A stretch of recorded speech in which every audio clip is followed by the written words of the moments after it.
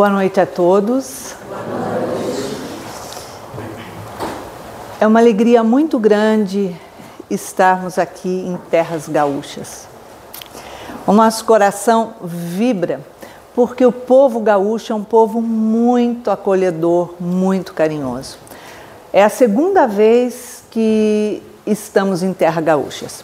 Quando lançamos o primeiro livro, que foi Reconstruindo Emoções, nós viemos em Porto Alegre e aqui na Serra. E essa é a segunda vez, numa jornada bem maior.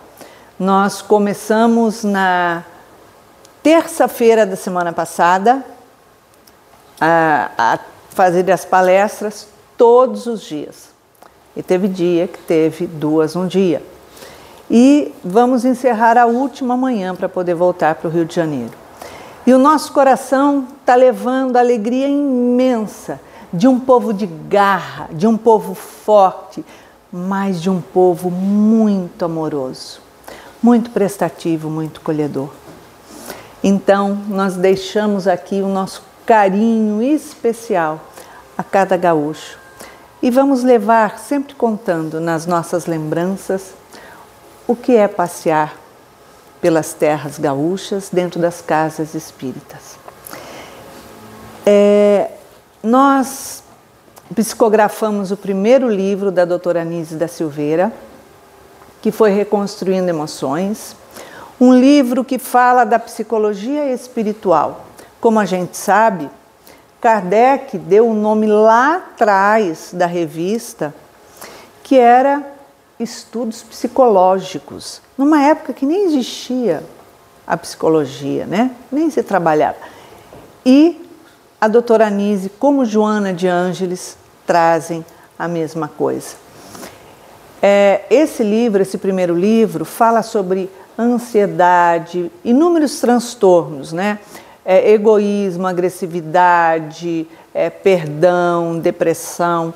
Então, tem temas que falam simplesmente de nós, né? Eu costumo falar que quando eu lia o que ela estava trazendo ali, eu comecei a refletir da seguinte forma: nossa, ela está falando isso, nossa, eu já senti isso, nossa, eu tenho isso. A conclusão que eu cheguei é que todos nós temos transtornos mentais. A gente só não sabia que tinha um nome. E a partir daquele livro eu descobri inúmeros nomes. E aí a gente vem aprendendo a trabalhar. E o segundo livro foi SOS Emoções, e esse é o terceiro livro, Superando os Desafios Afetivos. O prefácio dos livros foram feitos por Joana de Ângeles através de Divaldo Franco. E esse livro, como é a primeira vez que eu estou falando aqui, e às vezes desperta muita curiosidade, como foi que iniciou, né, a psicografia com a doutora Anísia, esse encontro, eram vários espíritos que se aproximavam de mim, quando foi me passado que eu deveria começar a psicografar o livro. Então, eu era acordada às 3:50 da manhã, e eu não acordava naquele, tem que levantar essa hora, olha que horas são. Não, eu já acordava assim, instalada, ligada, e com a doutora Anísia do meu lado. Ela vinha me acordar. E eu, íamos ao aposento ao lado, fazíamos a leitura do Evangelho, e ali estavam 7 espíritos que estavam nos acompanhando. Ela era uma das mulheres. Porém, quando eu ia iniciar a psicografia, que eu começava a entrar num torpor, porque a minha psicografia é mecânica, começava a entrar no torpor, eu percebia, um tanto assim para baixo do joelho, 2 pezinhos com sapatinho de salto assim, e eu desconfiava que era aquele espírito que estava psicografando. Eu só fui saber quem era que psicografava o livro após o 3º capítulo do livro. Porque eu, quando retornava, que eu voltava, eu olhava para ver quem era que estava usando o sapatinho, porque assim eu ia saber quem que estava psicografando, porque quando se aproximava de mim. Só que, para minha surpresa, quando eu olhava, do joelho para baixo eu não via mais o pé de ninguém. Então eu fiquei sem saber até quando ela se apresentou e disse, ela se aproximou de mim através desse trabalho e falou assim, a partir de hoje nós vamos estar mais tempo juntas, Iracy. Aí eu fiquei pensando, eu falei, caramba, já estou levantando 10 para as 4 da manhã. Falei, agora eu vou virar à noite. Pensei, né? Falei, o que será que eu vou fazer agora?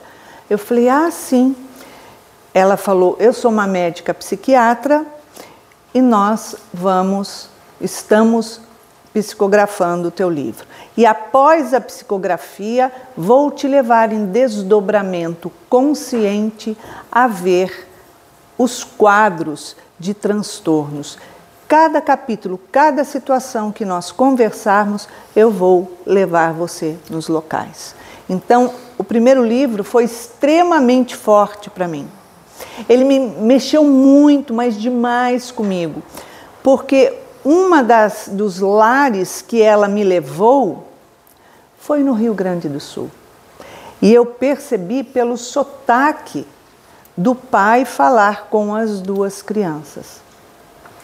Então, eu tenho um carinho especial pelos gaúchos. Mas o tema não é esse, foi só para saber mais ou menos o que é.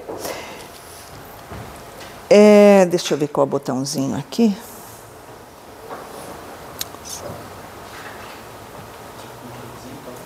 Não está aí, acho que é esse. Foi. Essa é a doutora Anísia da Silveira. Eu costumo chamá-la de pequena grande mulher. Pequena porque ela é muito baixinha, e ela é toda miudinha, compacta, delicadinha, mas de um pulso firme, uma mulher forte. Ela foi a primeira mulher a se formar em medicina no Brasil.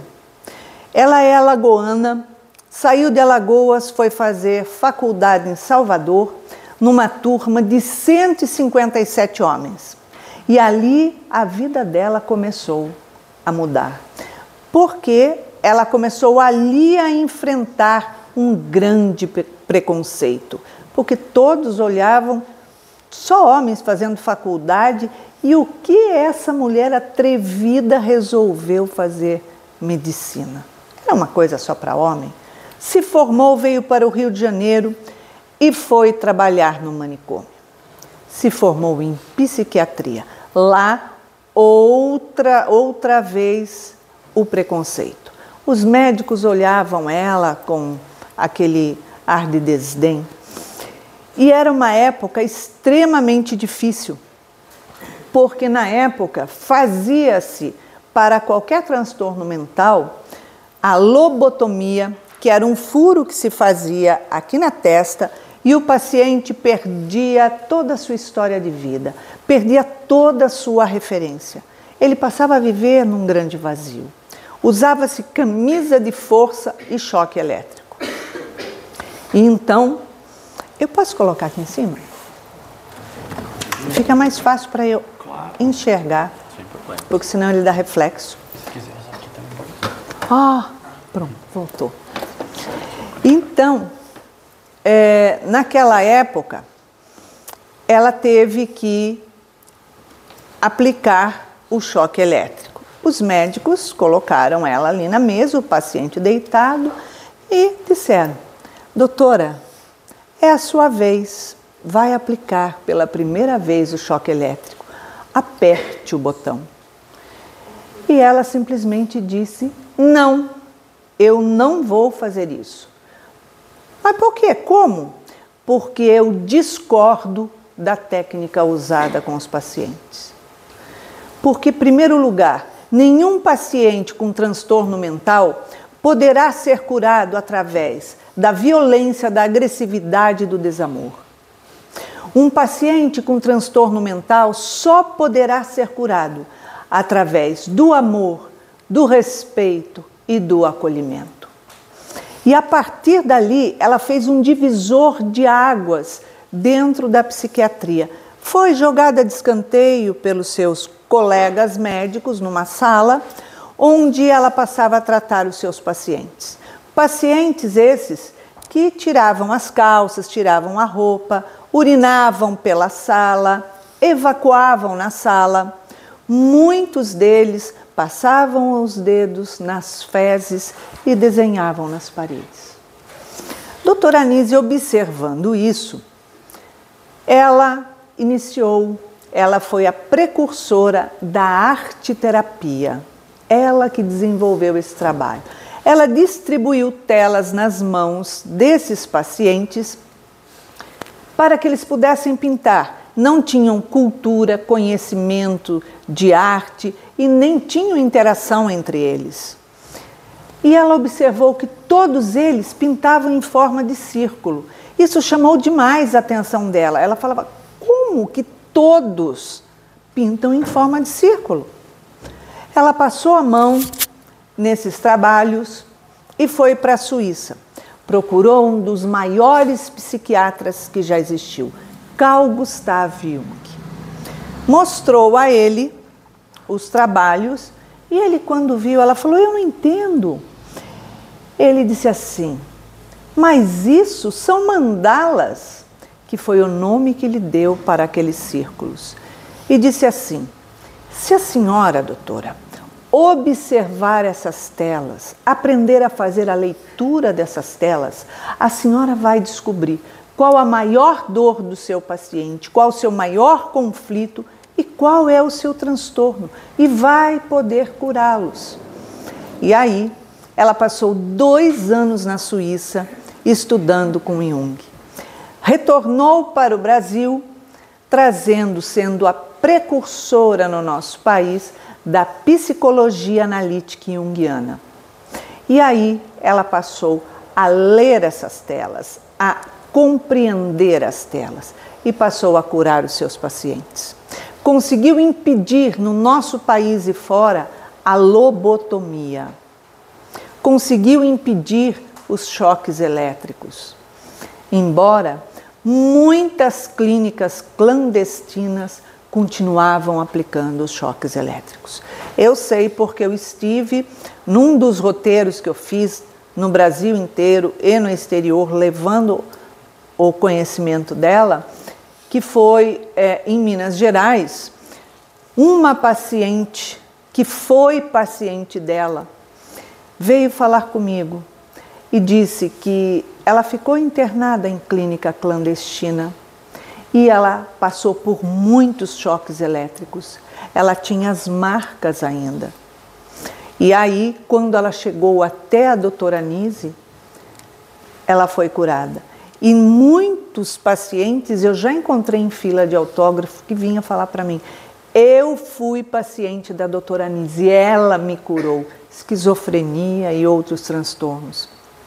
Então, a gratidão que esses pacientes têm por ela, eu tenho a mesma. Porque ela soube aplicar o Evangelho segundo o Espiritismo. Somente isso. Ela soube fazer o que diz no Evangelho. Amar ao próximo.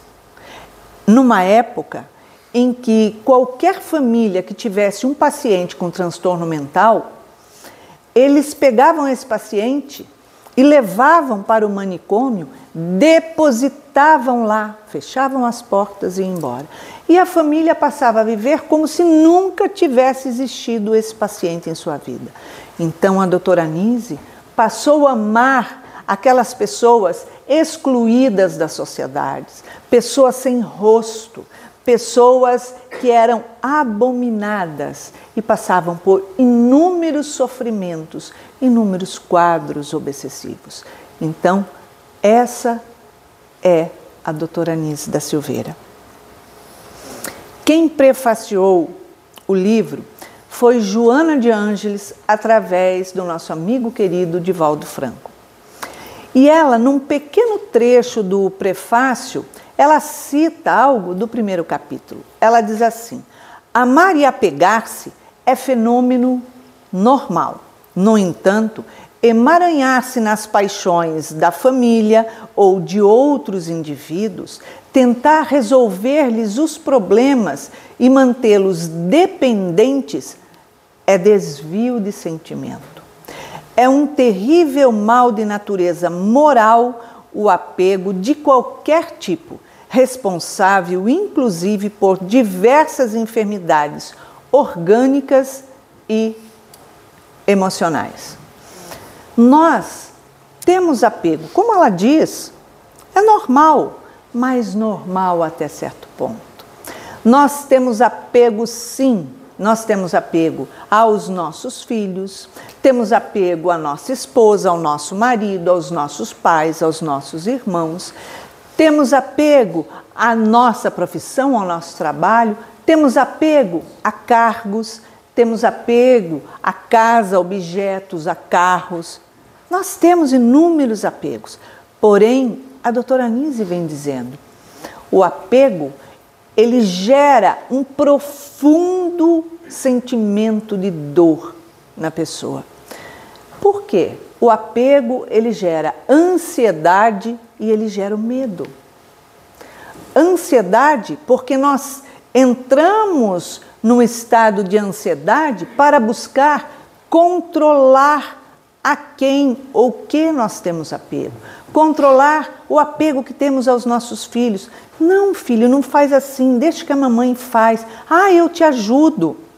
Ai, meu Deus, meu filho está com febre. Se eu pudesse, eu preferia eu estar com febre, estar doente, do que ver meu filho com febre. Eu vejo meu filho passar dificuldade na escola, então eu ajudo ele a fazer as coisas. O eu ajudo ele é praticamente, eu faço uma parte por ele. E assim a gente vai indo. A gente vai indo no nosso relacionamento, nos nossos apegos. E a ansiedade por querer controlar o apego que eu tenho ao meu marido, à minha esposa, aos meus pais, aos meus filhos, a tudo, aos meus irmãos. Porque eu acredito na pseudo-crença de que eu posso controlar alguma coisa. A gente não controla nada na vida, nada, nada, nada, nada. Nem a nossa própria vida. A gente faz projetos. A gente faz projetos, desenvolve os projetos, mas a gente não controla. Por quê?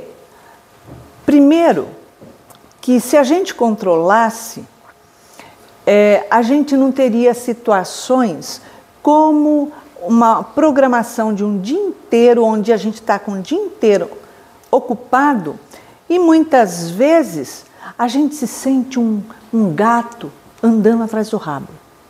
Porque a gente faz uma coisa, faz outra e não flui. A gente se sente enrolada, o dia parece que não desenrola, a gente não entende por quê. Chega à noite e você fala, nossa, não consegui fazer nada. Ou então, você programa, você vai sair de manhã para isso, para aquilo, alguém liga, olha, precisa fazer isso, isso, isso. Ou então alguém liga e você fala, caramba, eu tinha que levar isso, esqueci em casa, vou voltar para casa. Eu já quebrei todo o meu horário. Eu tinha médico, eu tinha isso, tinha aquilo, chega à noite, você fala assim, eu tinha tanta coisa para fazer, eu não consegui resolver tudo. A gente não controla, é natural. Se a gente controlasse, eu poderia dizer assim, olha, Carlos, o Waze, o Google Maps, vai me jogar num outro lugar, então eu já vou chegar fora da minha programação, você, por favor, me espere ali no portão, porque eu vou chegar e ver a escola toda apagada e vou achar que não tem ninguém. Eu programei, vi certo, no horário certo. Então, olha como as coisas saem do controle. O carro fura o pneu, você quebra o carro. E aí? Não estava na sua programação. Você quebra uma perna, e aí? Aí você fala, gente, olha só, na quarta-feira da semana que vem, eu vou cair e quebrar a perna. Alguém pode já combinar comigo para ir me buscar? Não tem como. Nós não temos controle sobre nada. E aí a ansiedade, ela sobe reto e direto. O medo. Por que gera o medo? O medo de perder. O medo de perder o amor dos meus filhos, o medo de perder o amor da minha esposa, do meu marido, o medo de perder o amor de amizade que eu tenho com algumas pessoas, com meus irmãos, achando que as pessoas podem se afastar, que pode acontecer alguma coisa. Então eu tenho que controlar o que você está pensando, onde você está indo, o que você está fazendo. A pessoa liga, hoje já nem liga mais, né? Alguém usa telefone para telefonar aqui? Telefone para mandar mensagem. Mas quando alguém liga, a pergunta do outro lado, onde você está? A pergunta não é, oi, tudo bem? Você está bem? Está bem, meu amor? Não, é onde você está. Então, nós queremos controlar, mas não podemos controlar. Então, o que vem a ser o desapego? Para desapegar, eu tenho que colocar limites. Quando a gente fala desapego, todo mundo tem um pensamento equivocado. O desapego significa que eu tenho que manter um afastamento. Um afastamento dos meus filhos, desapegar, deixar mais distante, da minha esposa, do meu marido, um afastamento dos meus pais, não ir tanto visitar. Então, a gente acredita que desapego é isso. Mas o desapego não é isso. Totalmente o contrário disso. Desapego é amar intensamente os nossos afetos. Porém, saber colocar o limite, saber ter a reserva para não entrar num looping de desequilíbrio emocional. Saber o outro deixar fazer as coisas deles. Não querer pegar o que é do outro para você e abraçar as dificuldades do outro achando que tudo são problemas seus. Esse livro, ele tem 12 capítulos, que fala sobre fuga social e suas dependências, fala sobre robustez emocional, fala em intoxicação emocional, como ressignificar uma relação afetiva, como romper um vício de procrastinação, como restaurar uma relação de afeto e outros temas. Porém, todos os capítulos falam de relacionamento. Mas por que a doutora Anise fala de relacionamento em todo capítulo? Vamos lá. Partindo do princípio que nós somos espíritas reencarnacionistas, nós já viemos de outras encarnações anteriores, várias outras, e já trazemos dessas outras os nossos afetos e desafetos. Mas o Pai, Ele é tão perfeito, Ele é tão bondoso, tão amoroso, que Ele nos dá a oportunidade de desenvolver o amor. E Ele, então, cria a sua maior preciosidade, a família, o núcleo familiar. E dentro desse núcleo familiar, Ele traz alguns afetos e alguns desafetos, para a gente trabalhar o amor. Não traz só desafeto, Ele traz o afeto também, para se tornar mais leve no momento em que eu tenho dificuldade com os meus desafetos que estão no meu lar. Porque todos nós somos espíritos, individualidades. Porém, o núcleo familiar, ele é uma comunidade formada por várias individualidades para se unir e trabalhar juntos em união. Então a doutora Anise vem dizendo assim, que o desapego e a paz que lhes te falta, que nós precisamos, o que é? Desapegar-se, sair dos seus limites de segurança e enfrentar os imprevistos. Viver no presente o liberta da ansiedade. Aceite e assuma suas decisões. Tudo é impermanente. Mas é lógico que tudo é impermanente. Olha só, nada é permanente na nossa vida. Começa na nossa infância. É infância, adolescência, fase adulta, fase mais madura. Eu não vou falar em envelhecimento, que isso é muito chato. Eu discordo desse negócio de envelhecimento.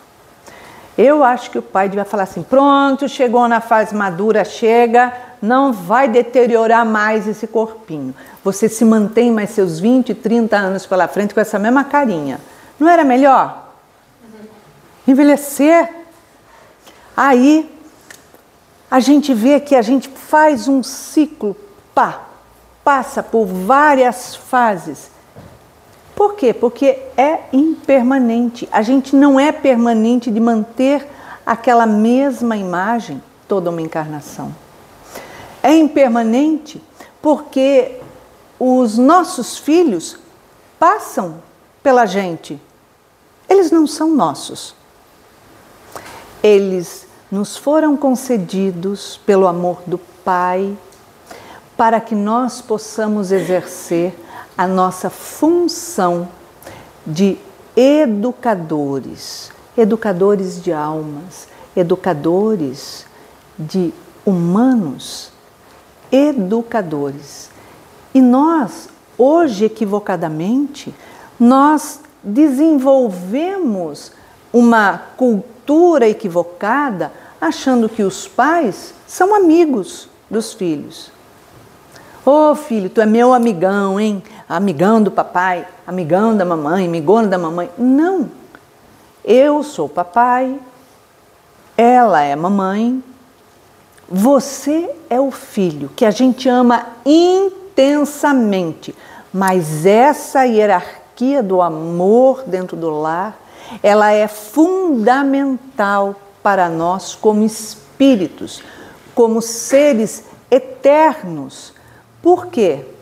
Isso influi psicologicamente na nossa vida. Muda o percurso da nossa vida quando dentro de um núcleo familiar a gente substitui as posições de cada um. O filho é filho, o pai é pai, a mãe é mãe. Quem manda dentro da casa? O pai e a mãe. A gente ouve muitas vezes os pais dizerem, ai, meu filho que manda em casa. Ele que escolhe para onde a gente vai. Ou então, ele que escolhe onde que a gente vai passar as férias. Peraí, está tudo errado, você não escolhe nada. A gente vai e conta, te informa, olha, a gente vai em tal lugar, vamos fazer isso. Por quê? Porque o filho se tranca dentro do quarto e se perde lá no mundo da internet. Olha só, eu estou no meu quarto. Não, a casa é minha e do teu pai. Você mora na nossa casa. Para a casa ser sua, você tem que estudar, se formar, trabalhar, ter independência, autonomia econômica e aí você pode ter a sua casa. Então, aos pais cabem educar, amar intensamente, mas manter as posições ali. Porque as posições, muitas vezes, elas são equivocadas, são mudadas, porque os pais passam a não ter coragem de falar não, dar uma negativa para os filhos. Se Jesus falava sim, sim, não, não, e ele foi o nosso exemplo, ele é o nosso exemplo até hoje e continuará sendo o nosso exemplo, por que que eu falo diferente? Isso não, isso sim. Mas eu tenho medo de perder o amor do meu filho. Ah, porque hoje não pode negar nada, os filhos não podem se frustrar, não podem se decepcionar, não podem ter desgostos, dissabores.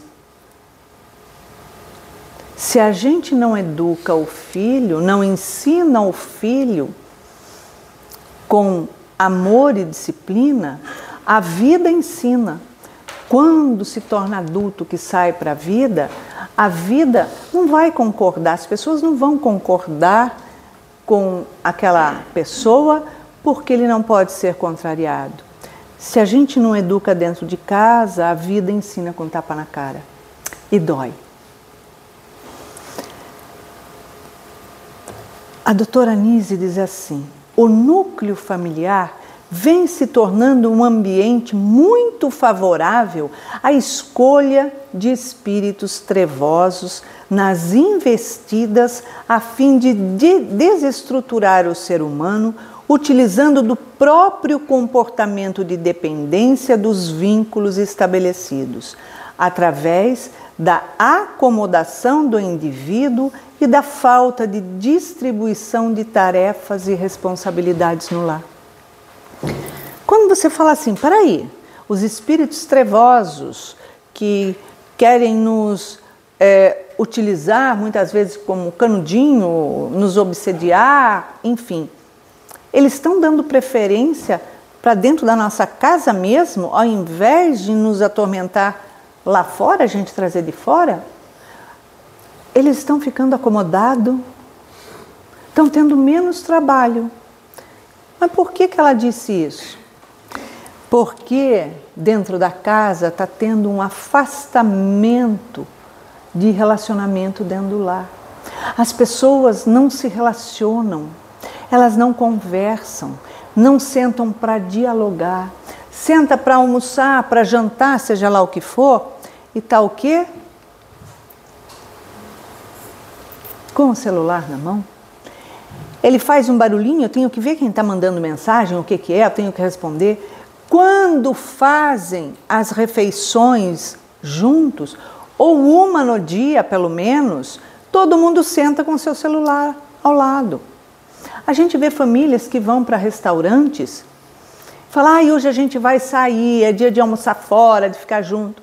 Mas ninguém se fala, ninguém se conversa, ninguém se olha. Cada um no seu mundo. Entra em casa, cada um se fecha dentro do seu quarto. Eu vi na internet, um dia desses, um pai que eu tirei o chapéu para ele. O filho, devia ter uns 15 anos, 16 anos, sei lá, colocou uma placa no quarto, um círculo, cortando e dizendo assim, não entre. O pai simplesmente foi e entrou no quarto do filho. O filho na cama, estava na cama, permaneceu. Ele estava assim com o telefone e assim ele continuou. Aí ele grita assim para o pai, eu não falei que não era para entrar, não viu a placa na porta, não? O pai respondeu, vi, filho, vi sim. Era para você estar estudando para a prova. E você não está, você está no telefone. Mas eu vou estudar, sai daqui, eu vou estudar. Ele falou, não, é para você estudar para a prova. Aí ele falou assim, mas eu não preciso estudar para a prova porque eu decoro tudo que o professor fala uma vez só. Ele falou, é por isso que as suas notas estão tão altas, né? Aí o pai chegou e falou, me dá o celular. Ele começou a gritar, não, me dá o celular. Pegou o celular e foi embora para a sala. O filho foi atrás gritando, fazendo assim, gritava absurdamente, dá o meu celular. Ele falou, não, você tem que estudar, eu vou abrir o teu celular. Não faz isso. A mãe, sentada na sala, olha e fala assim, devolve o celular dele.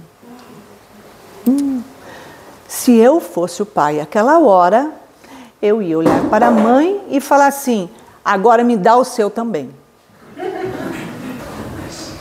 Que isso? Aí o filho gritava, aí ele pegou, quebrou o celular, jogou no chão, o celular abriu, o filho abaixou no chão e falava assim, ele era tão lindo para o celular, e berrava. E aí o pai falou, peraí, acho que eu posso arrumar. Pegou do chão, acabou de quebrar, pisou em cima, ele falou, agora você vai estudar. Aí o filho, berrando aos berros, quis avançar no pai. Olha o desequilíbrio. No primeiro livro da doutora Anísia, em 2017, ela trouxe uma informação que não existia ainda. E eu apanhei para tentar descobrir o que seria aquilo quando eu vi na psicografia dela. Ela deu o nome de uma doença, nomofobia. Quando eu vi aquilo, eu falei, o que será que é isso? Porque eu procurei em todo lugar, daí não achei, não conseguia. Nomofobia é uma doença que está enchendo a porta dos psiquiatras da pessoa que não consegue ficar desconectada do celular. Se acaba a bateria do celular, eles têm surtos, eles entram em pânico, crises de revolta, de gritaria. E aí você vê o desequilíbrio desse rapaz. O não poder ter uma negativa dos pais. Então, dentro de casa, tem que haver responsabilidades. Os filhos têm que ter obrigações igual aos pais. Por que que os pais muitas vezes falam assim, olha meu filho, você só tem que estudar. Eu só quero que você estude e você se forme. Por que que ele é diferente? Do pai, da mãe, dos avós? Peraí, vai arrumar sua cama sim, vai ajudar a tirar a mesa do almoço, do jantar, vai ajudar a colocar a mesa, vai guardar sua roupa passada, começa guardando os brinquedos. Tem que ter responsabilidade, não tem como. Por isso que esses espíritos estão invadindo os lares, buscando formar grande núcleo para desestruturar as famílias e um grande núcleo obsessivo, porque há um afastamento, as pessoas não conseguem dialogar. Muitos jovens, eles não conseguem dialogar, eles conversam por mensagem e aí quando chega para conversar, para buscar um relacionamento, beijar, eles se pegam, se beijam, se amassam sem se falar, porque não tem coragem de falar de si, dos seus sentimentos, das suas emoções, o que sente, o que pensa, os seus objetivos, os seus projetos. Então, falta a união familiar, falta o desapego. O desapego é isso, meu filho, faz isso porque isso é obrigação sua. Você tem que colaborar com a casa. É obrigação sua, não tem como. E é necessário o amadurecimento. A minha filha, quando ela começou a fazer a faculdade, ela tinha, acho que 17 anos, 18 anos, eu não me lembro. Eu falei assim, ó, meu amor, tá na hora de trabalhar. E ela, trabalhar? Por que, mãe? Eu falei, porque é o objetivo da vida de cada um o autossustento. E aí conversei muito com ela, montei um currículo com ela. Eu falei, olha, você ainda não tem profissão. Falei, vamos buscar um trabalho vendedora de loja no shopping. Passei a mão nela, deixamos currículo em tudo. E ela achou, foi chamada, fez entrevista, fez tudo, porque ela era muito inteligente, não sei o quê. Ela falou, mãe, mas como eu vou ficar atendendo as minhas amigas lá? Eu falei, simples, meu amor. Elas vão estar colaborando com as suas comissões quando elas fazem compra. Você tem que aprender a deixar, a romper romper, a assumir responsabilidade. A partir daí, você vai pagar a conta do seu telefone celular. Tem que ter as responsabilidades dentro do lar.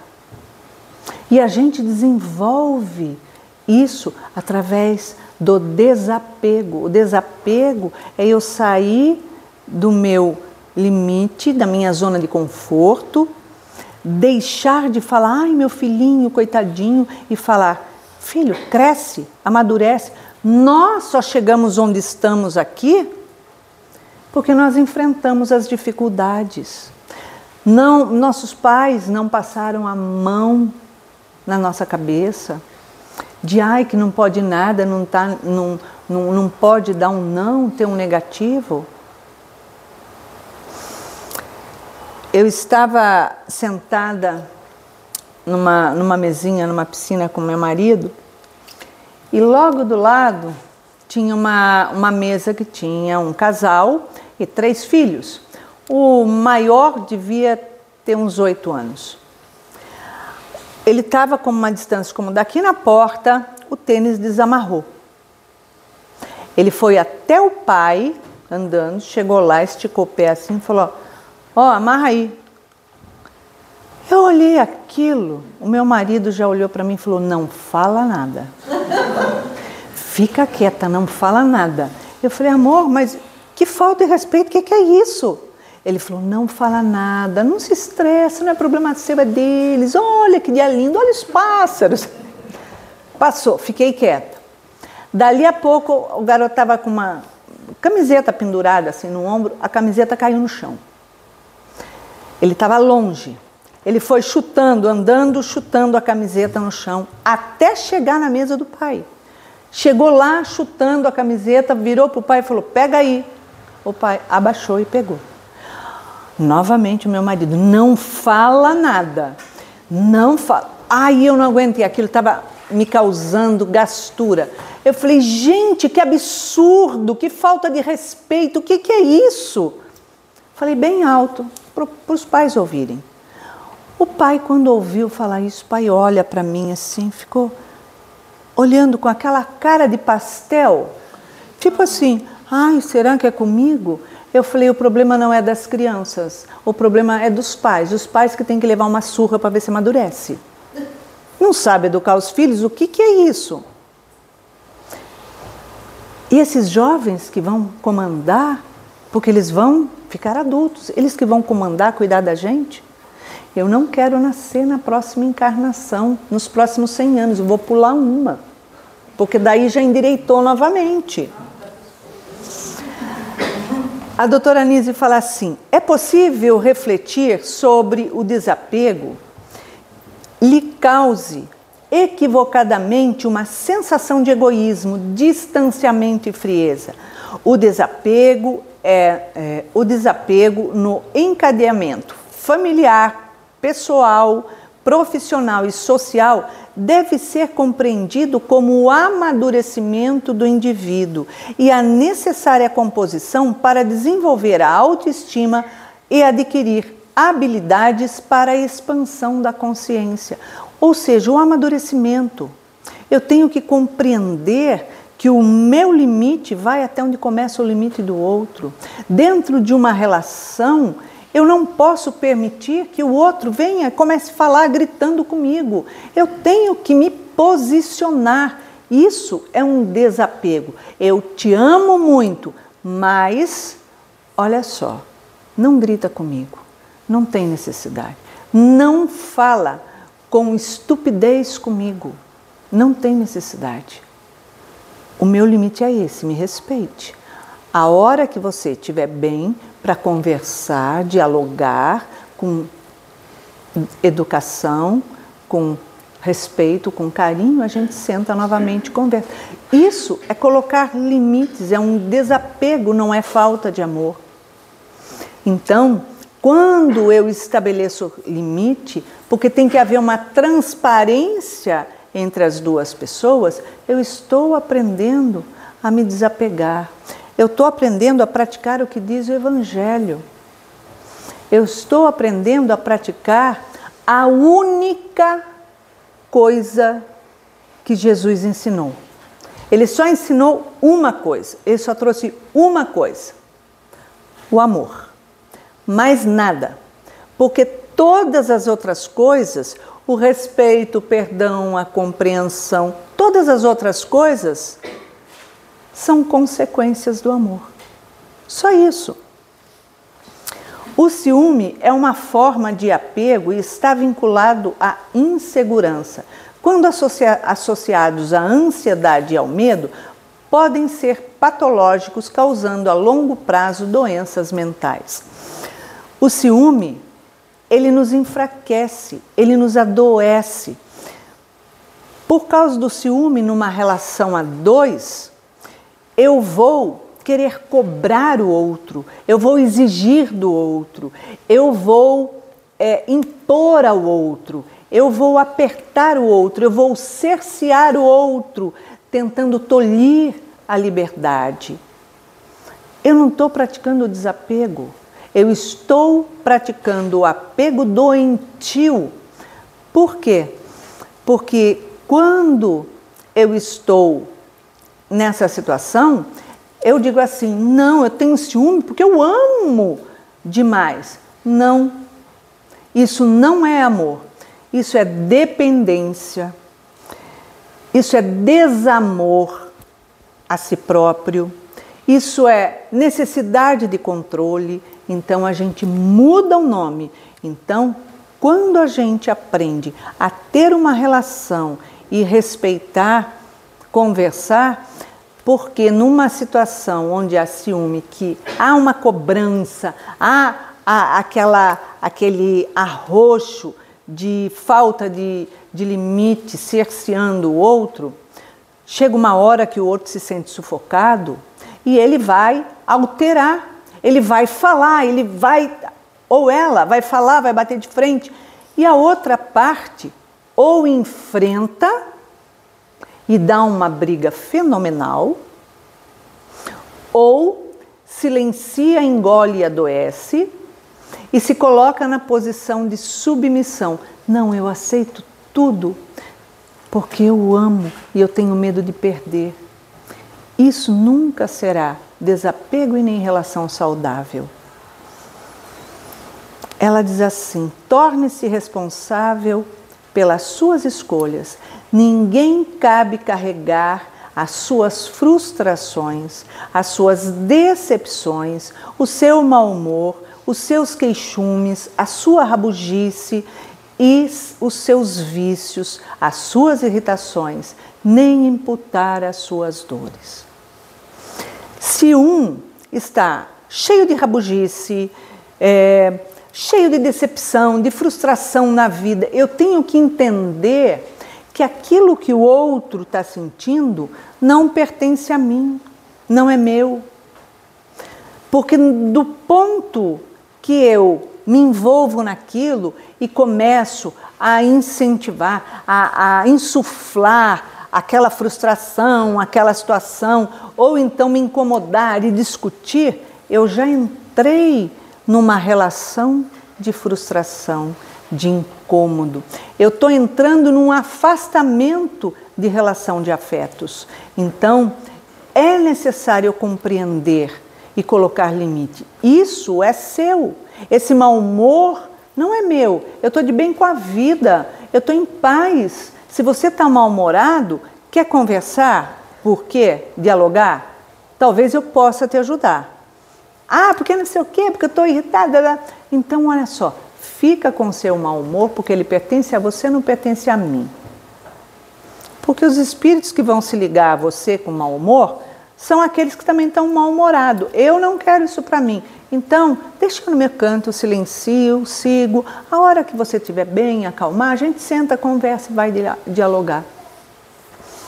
Quando a gente fala ser responsável por aquilo que a gente sente, pelas nossas escolhas, significa o seguinte: as dores do outro pertencem ao outro. Quando o outro tem uma dificuldade, uma dor, eu tenho que compreender que a dor é dele, que ele tem que passar por aquela situação.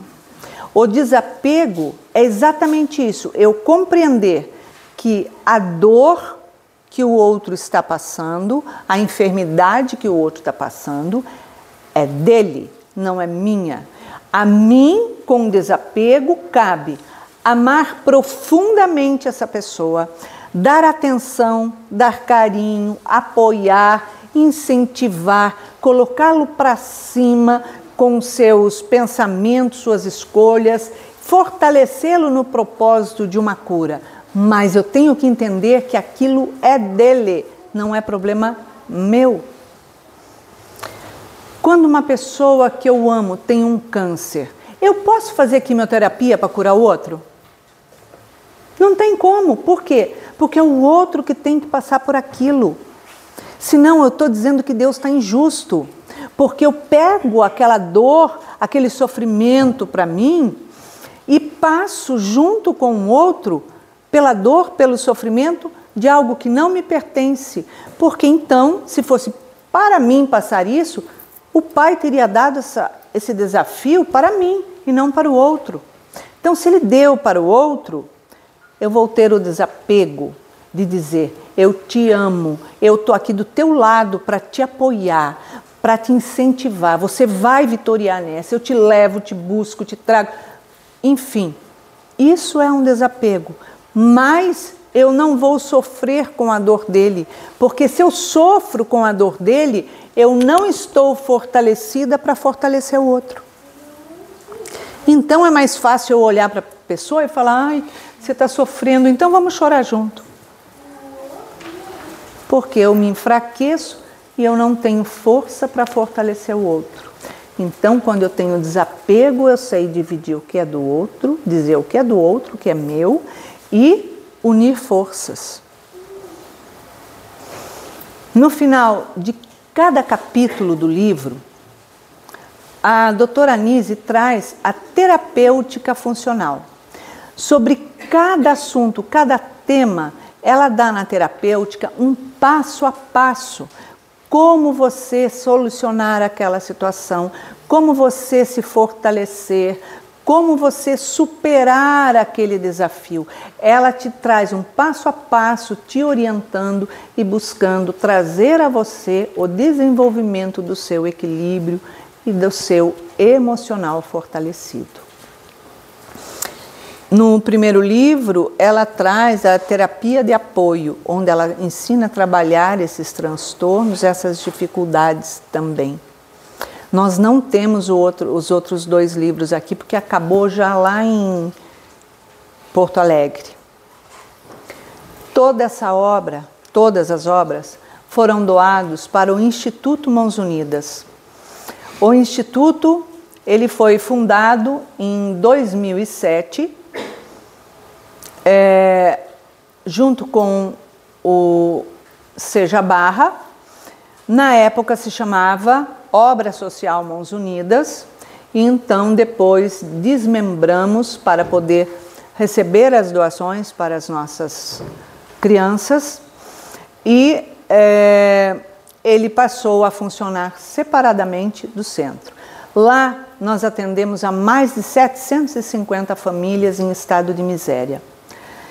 Temos mais de 500 crianças que nós assistimos. Essa foto aqui são, eu chamo de minhas crianças, eu amo essas crianças, que nós assistimos lá. Lá elas têm aula de inglês, espanhol, informática, TI, instrumentos, violino, violão, teclado, bateria, percussão. Eles têm outros cursos, têm curso de jiu-jitsu, apoio escolar, onde está sendo desenvolvido um trabalho com essas crianças de educação, desenvolvimento de educação e habilidades para a fundação da escola, que será em período integral para essas crianças. Temos atendimento jurídico, temos uma equipe de 30 médicos voluntários que atende toda semana lá, temos uma equipe de psicólogos e temos também o trabalho de inclusão. temos cursos profissionalizantes para pais de famílias e jovens desempregados. Então, é isso. Eu agradeço a todos a atenção, o carinho, espero ter contribuído e, com certeza, vou levar essa casa no meu coração. Muita paz a todos e muito obrigado pela atenção. Deixa eu tomar uma água. Se pedir mais uma coisa, fazer prece para nós? Faço. Faz a prece para nós, por favor. Faço. Muito obrigado.